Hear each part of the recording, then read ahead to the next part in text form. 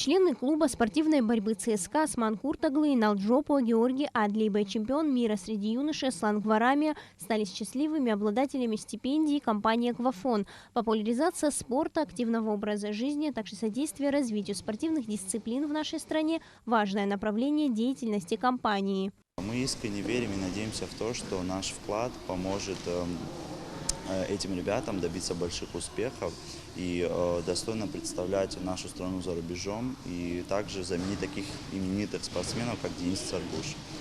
Пользуясь случаем, хотел бы еще напомнить нашим телезрителям о еще нашей одной стипендиантке. Это Амина Аншба, это профессиональная юная теннисистка, которая тренируется в Америке, за чьей спортивной карьерой мы очень следим, переживаем, болеем за нее и также помогаем.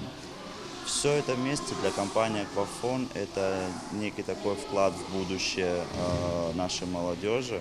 Аслан Гварами занимается вольной борьбой с 11 лет. Молодой человек признается, что когда его еще ребенком привели в зал, сомнений не было. Он хочет связать свою жизнь со спортом, а именно с вольной борьбой. В 2015 году Аслан занял первое место на первенстве России, забрав тем самым путевку на юниорский чемпионат мира, на котором заслуженно победил. Аслан очень рад поддержке, которую им оказывает компания «Аквафон», и считает это большим стимулом для дальнейших побед.